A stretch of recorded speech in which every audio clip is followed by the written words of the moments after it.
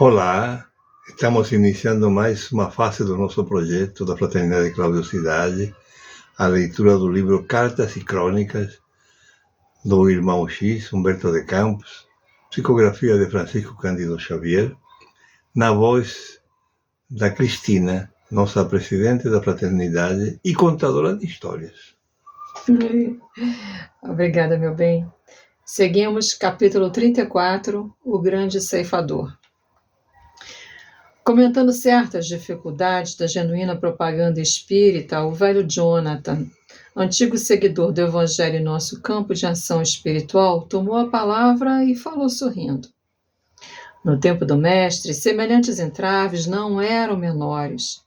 A gloriosa missão do Senhor ia em meio quando surgiram várias legiões de supostos discípulos da Boa Nova, à margem das atividades evangélicas.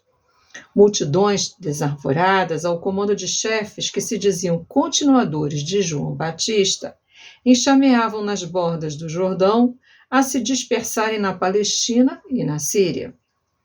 Capitães da revolta popular contra o domínio romano, após ouvirem as lições do Senhor, usavam-lhe a doutrina, criando a discórdia sistematizada em nome da solidariedade humana, nos diversos vilarejos que circulavam o Tiberíades.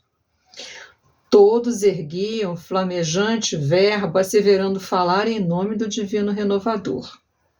Jesus, o Messias Nazareno, achava-se entre os homens, investido da autoridade indispensável à formação de um novo reino. Destruiria os potentados estrangeiros e aniquilaria os ditadores do poder. Discursos preciosos faziam-se ouvir nos cenáculos do povo e nos quadros rústicos da natureza, exaltando a boa vontade e a comunhão das almas, o devotamento e a tolerância entre as criaturas. Milhares de ouvintes escutavam, enlevados, escutavam as pregações estáticos e felizes, qual se já respirassem num mundo novo. Contudo, no turbilhão dos conceitos vibrantes e nobres, alinhavam-se aqueles que, arrecadando dinheiro para o socorro às viúvas e aos órfãos, olvidavam-nos deliberadamente para enriquecerem a própria bolsa. E apareciam os oportunistas que, em se incumbindo da doutrinação referente à fraternidade, utilizavam-se da frase primorosa e bem feita para a realização das mais baixas manobras políticas. Foi por isso que, em certo crepúsculo, quando a multidão se congregava em torno do Mestre junto às águas para recolher-lhe a palavra consoladora e o ensino salutar, Simão Pedro, homem afeiçoado à rude franqueza, valendo-se da grande pausa que o eterno benfeitor imprimira à própria narrativa, quando expunha a parábola do semeador, interpelou-o diretamente, indagando: Mestre, e que faremos dos que exploram a ideia do reino de Deus?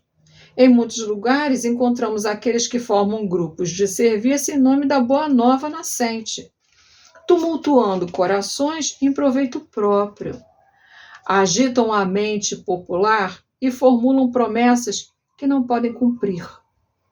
Em Betsaida temos a falange de Berequias ben Zenon, que a dirige com entusiasmo dominante, apropriando-se-vos da mensagem sublime para solicitar as dracmas de pobres pescadores, alegando destiná-las aos doentes e às viúvas. Mas, embora preste auxílio a reduzido número de infortunados, guarda para si mesmo a maior parte das ofertas amealhadas. E ainda hoje em Cafarnaum, ouvi a prédica brilhante de Aminadab ben Azor, que se prevalece de vossas lições divinas para induzir o povo à indisciplina e à perturbação.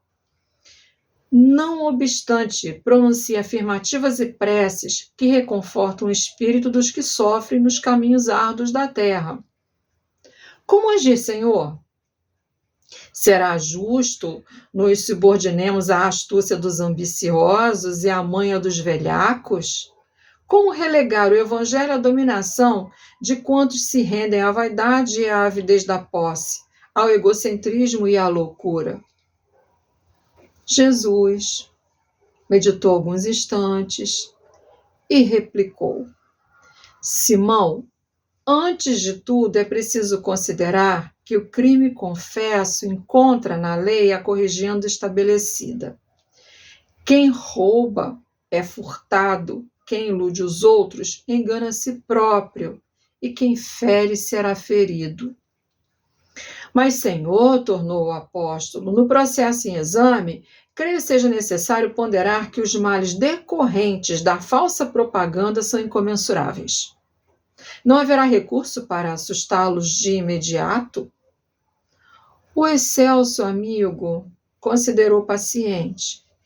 Se há juízes no mundo que nasceram para o duro mistério de retificar, aqui nos achamos para a obra do auxílio. Não podemos olvidar que os verdadeiros discípulos da Boa Nova, atentos à missão de amor que lhes cabe, não dispõem de tempo e disposição para partilhar as atividades dos irmãos menos responsáveis. Além disso, baseando-me em sua própria palavra, não estamos diante de companheiros totalmente esquecidos da caridade. Dissestes que Berequias ben Zenon, pelo menos, ampara alguns infelizes que lhe cercam a estrada, e que Aminadib, esse é difícil, Ben-Azor, no seio das palavras insensatas que pronuncia, encaixa em ensinamentos e orações de valia para os necessitados de luz. E se formos sopesar as esperanças e possibilidades, os anseios e as virtudes dos milhares de amigos provisórios que os acompanham, como justificar qualquer sentença condenatória de nossa parte? O apontamento judicioso ficou no ar. E como ninguém respondesse, Jesus espraiou o olhar no horizonte longínquo, como quem apelava para o futuro, e ditou a parábola do joio e do trigo, que consta do capítulo 13 das anotações de Mateus. O reino dos céus é semelhante ao homem, que semeia a boa semente em seu campo. Mas ao dormir, eis que veio o inimigo e semeou o joio no meio do trigo, retirando-se após. Quando a erva cresceu e frutificou, apareceu também o joio. E os servos desse pai de família, indo ter com ele, disseram-lhe: Senhor, não semeaste no campo a boa semente? Por que a intromissão do joio? E ele lhes disse: Um adversário é quem fez isso. E os servos acentuaram: Queres, pois, que o arranquemos? Respondeu-lhes, porém, o Senhor: Isso não. Para que não aconteça, extirpemos o joio sacrificando o trigo. Deixemo-los crescer juntos até a ceifa. Nessa ocasião, direi aos trabalhadores: colhei primeiramente o joio, para que seja queimado, e ajuntai o trigo no meu celeiro. Calou-se o Cristo pensativo. Todavia, Simão, insatisfeito, volveu a perguntar: Mas, Senhor, Senhor, em nosso caso, quem colherá a verdade separando-a da mentira?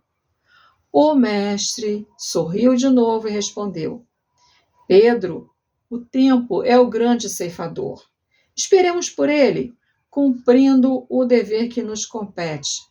A vida e a justiça pertencem ao Pai, e o Pai decidirá quanto aos assuntos da vida e da justiça.